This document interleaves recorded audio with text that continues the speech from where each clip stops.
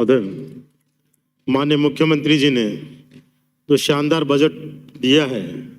और जो राजस्थान के विकास को, राजस्थान कैसे आगे ले जाए उसको ध्यान में रख के उन्होंने दिया है। मूलभूत सुविधा, रोटी कपड़ा मकान के साथ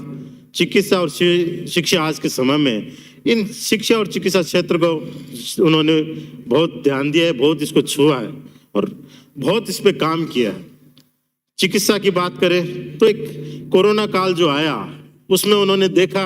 कि कैसे चिकित्सा सुविधा की कमी होती है तो क्या दिक्कत आती है, उसको देखते हुए इसमें आमूलचूल प्रक्रिया बहुत सुधारने का काम किया है और विशेष तौर से जो इसका इंफ्रास्ट्रक्चर है, ढांचा सुधारने का काम किया है पहला, और दूसरा जो CSC PSC सब सेंटर पहली बार इतने इस 4 साल के कार्यकाल में उन्होंने बढ़ाने का काम किया और साथ ही कर्मोन्नत किए हैं, चाहे उपजिला चिकित्सालय हो, ताकि हर दूरस्थ व्यक्ति तक चिकित्सा सुविधा पहुंचे। और साथ ही दूसरा काम यह किया कि भर्ती का काम किया और उससे पहले उन्होंने संविदा पे लगा के तुरंत इस काम को शुरू किया कि क्योंकि अगर खाली पद रहेंगे तो उनको बढ़ाने का कोई फायदा नहीं, तो संविदा में लिए साथ ही पैरेलल भर्ती चालू की और आज स्थिति ये है कि लगभग पद चाहे डॉक्टर के हों, NM के हों, भरे हैं। साथ ही नए ब्लॉक स्तर पर कार्यालय, ब्लॉक CMHO खोले गए। पिछली बार जितनी भी पंचायत समितियां थी, हर पंचायत समिति मुख्यालय पर उन्होंने ब्लॉक CMHO कार्यालय खोला। पर माननीय मंत्री महोदय का मैं थोड़ा सा ध्यान आकर्षित करना चाहूंगा कि थोड़ी सी कहीं ध्यान में उनके नहीं आया, रह गया कि नई पंचायत समितियां मुख्यालय सब वहां ब्लॉक CMHO कार्यालय खुल गए, पर कुछ पुराने बड़े तहसील मुख्यालय या उपखंड मुख्यालय पंचायत समिति बीच में बनी थी वो रह गई, वो क्षेत्र बड़े हैं, कटकर कोने वो तो हो गए, वो रह गए। ऐसे बहुत कम हैं, लेकिन उनको भी BS CMHO कार्यालय वहां भी खोला जाए। मेरा बिदासर जो उपखंड मुख्यालय है वहां, क्योंकि वो पंचायत समिति पहले बन चुकी थी इसलिए वहां अभी तक BS CMHO कार्यालय नहीं खुला है, उसके बाद भी खुल गए, तो वहां एक BS CMHO कार्यालय खोला जाए। क्षेत्र की बात कर रहा हूं मैं तो समय का, मैं तो एक सुजानगढ़ में शहर में जो सरकारी अस्पताल है उसको 100 से 150 बेड किया, तो उसके बाद जगह कम करने पड़ने पर उसके जो अतिरिक्त बेड थे वो पुराना जनाना अस्पताल वहां चला करता था, उसको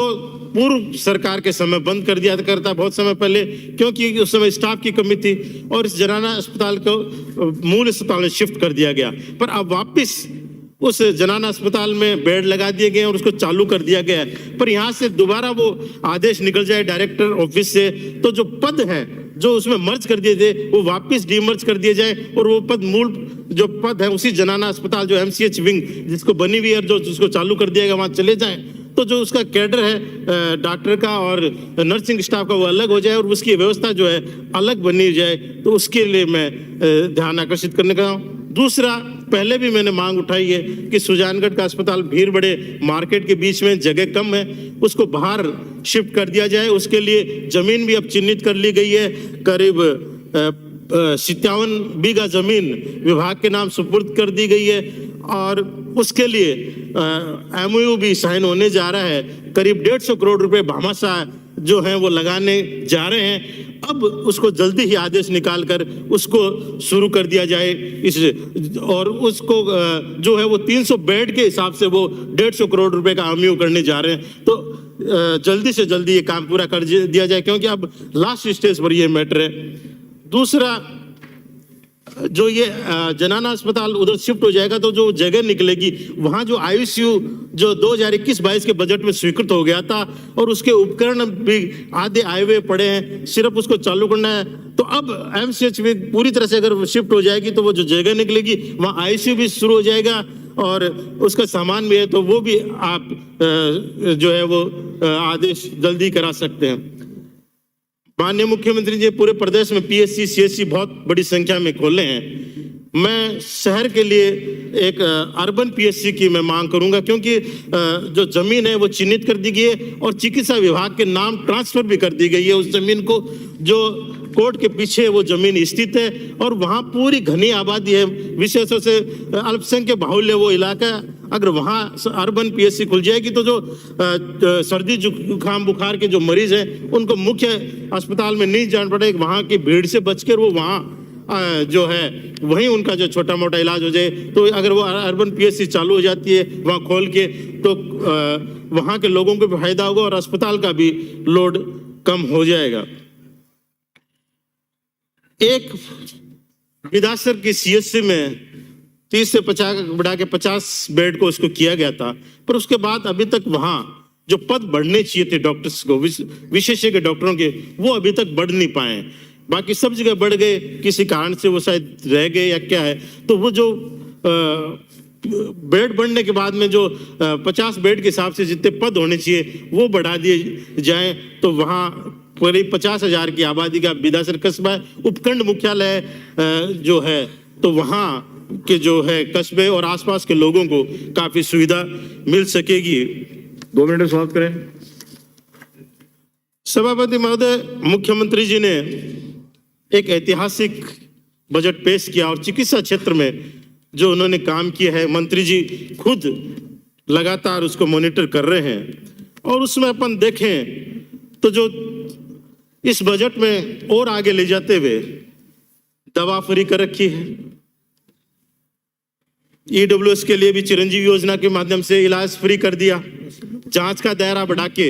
सीएचसी स्तर कर ले गए, जहां की 56 जांचें उन्होंने और जोड़ी है। हर जिले में मेडिकल कॉलेज खोल दिए गए हैं, बड़ी संख्या में सीएचसी पीएच खोली गई है और उनके भवनों के निर्माण कार्य भी चल रहे हैं। पर मंत्री जी को मैं अवगत कराऊंगा, ये जो निर्माण कार्य हैं वो एनआरएचएम के माध्यम से हो रहे हैं और एनआरएचएम के जो काम करने की स्पीड है बहुत स्लो है। उनके जो ठेकेदार हैं, कॉन्ट्रैक्टर हैं, वो भी काम करने में स्लो है, बहुत कम कॉन्ट्रैक्टर हैं और दूसरे जो इनके मॉनिटरिंग है, इंजीनियर्स वगैरह, ज़्यादातर वो रिटायर्ड अफसर हैं और हैं। तो इसमें थोड़ा सा सिस्टम करके जो बड़े काम है अगर पीडब्ल्यूडी अटैच कर दी जाए, उनको द्वारा करा दिए जाएं, तो पीडब्ल्यूडी क्योंकि कामों